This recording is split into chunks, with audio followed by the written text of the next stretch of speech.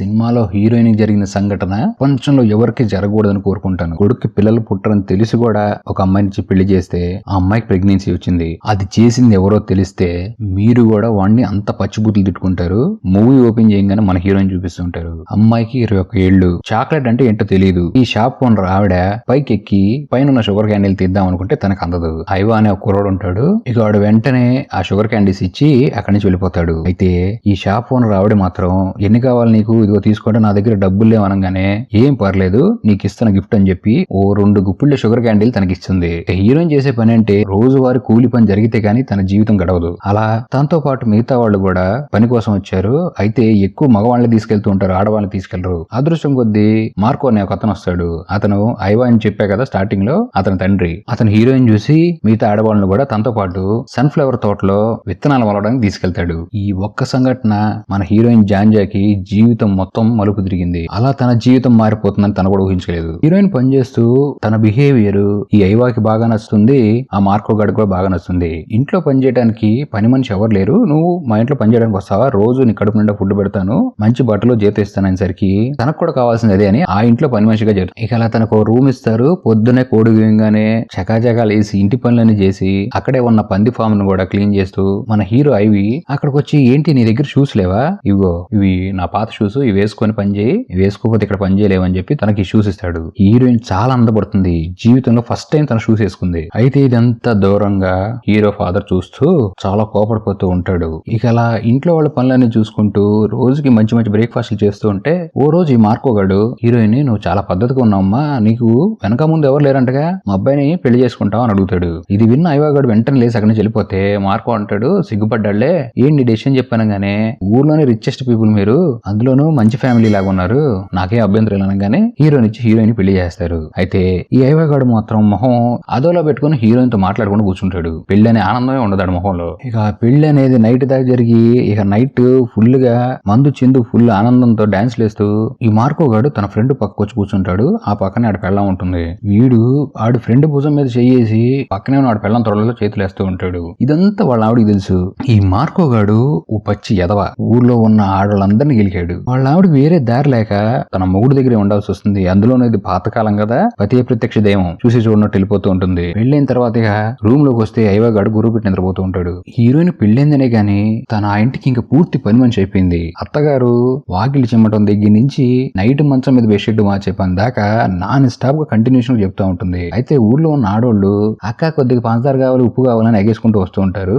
అయితే ఆడోళ్ళు వచ్చేది ఉప్పుకి పప్పుకి కాదు, ఈ మొగుడు పిల్లలు ఇద్దరు ప్రశాంతంగా సంసారం చేసుకుంటున్నారా లేదా, ఒకే మంచం మీద గడిపారా లేదా అని తెలుసుకోవడానికి. ఇక ఆ రోజు నైట్ 10 అవుతుంది. హీరోయిన్ రూమ్ లో రాగానే ఈ ఐవగాడు వెంటనే గన్ను తీసుకొని నేను వేటకి వెళ్ళిపోతున్నాను చెప్తాడు. రోజు ఇదే పని. అర్ధరాత్రి పూట అడవిలో వేటాడుకుంటూ ఉంటాడు. వాడితో మాట్లాడే ఛాన్స్ కూడా రాలేదు హీరోయిన్ కి. అలా ఈ షాప్ ఓనర్ వైఫ్ హీరోయిన్ కి బాగా క్లోజ్ అయింది కదా, తన దగ్గరికి వెళ్తే ఏంటి ఇంత పెద్ద బూట్లు వేసుకుని తిరుగుతున్నావు, ఏది నీ కాలు కొలతలు తీసుకుంటా అని కొలతలు తీసుకుని హీరోయిన్ పంపిస్తుంది. ఇంటికి వచ్చిన హీరోయిన్ కి ఆ రేడియో ప్లే చేయడం ఎలా తెలియక స్విచ్ల మీద స్విచ్లు నొక్కుతూ ఉంటే ఈ మార్కో గాడు వచ్చి ఎలా ఆన్ చేయాలో చెప్పి పాటకు డాన్స్ చేస్తూ ఉంటాడు. ఇక మెల్లగా తన మొగుడు ఇంటి పనులు హెల్ప్ చేస్తాడు గాని ముఖం అదోలా పెట్టుకుని తనతో మాట్లాడుకుంటూ వెళ్ళిపోతూ ఉంటాడు. ఇక ఆ రోజు నైట్ హీరో వాళ్ళమ్మ చర్చికి వెళ్ళిపోతూ నేను రావడం చాలా లేట్ అయిపోతుంది, ఇంట్లో పనులన్నీ చేసి పడుకో అని చెప్తుంది. ఇక్కడ హీరోయిన్ కూడా ఇంట్లో పనులు చేస్తుంటే ఈ మార్కో గాడు వచ్చి హీరోయిన్ తో అసభ్యంగా ప్రవర్తిస్తాడు. మనిషినే వాడు ఎవడైనా అలా చేస్తాడా, ఏ స్వార్థ పలగదేడిని. అక్కడి నుంచి బయట ఉన్న కోళ్ల ఫారం లోకి వెళ్తే ఇక తన్ని చేయకూడని చేసేస్తాడు.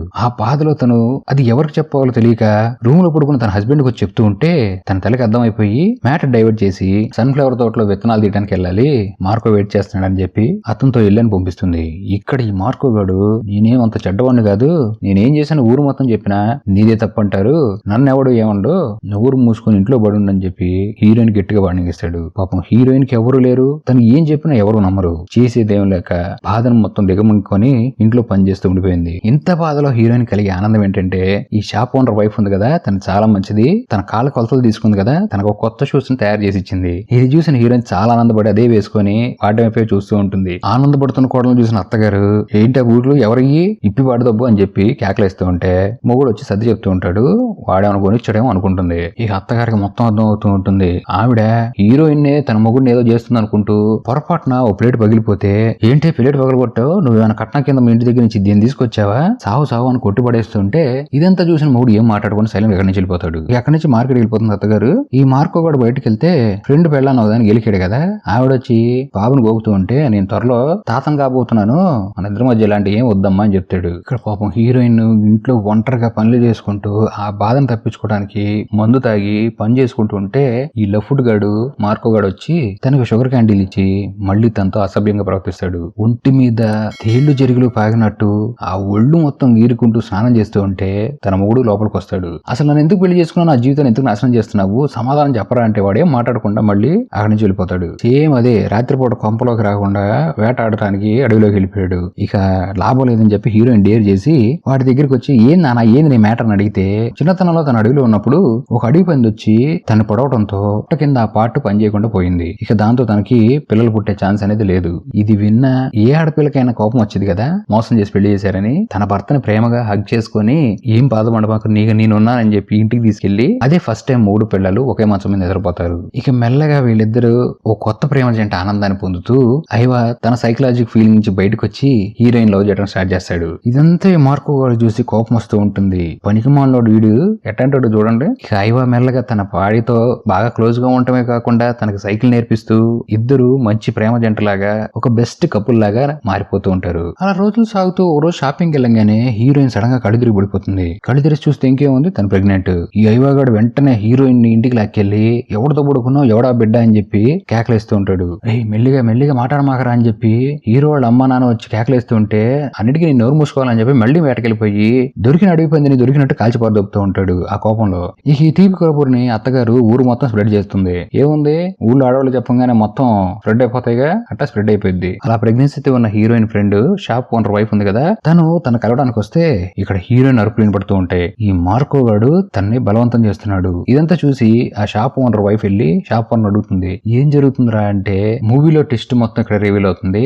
ఈ మార్కో గాడు ఆడి పెళ్ళం కలిసి కావాలనే ఆడి కొడుకు పిల్లలు పుట్టడం తెలిసి కావాలనే ఎవరూ లేని అనాథ పిల్లని పెళ్లి చేయించి తన కొడుక్కి ఈ మార్కో గాడు ఆ అమ్మాయిని బలవంతం చేసి తన కొడుకు పెద్ద మొగోడని ఊరు మొత్తం చెప్పడానికి ఈ దరిద్రమైన ప్లాన్ ని ఆలోచించారు ముగ్గురు పిల్లలిద్దరు.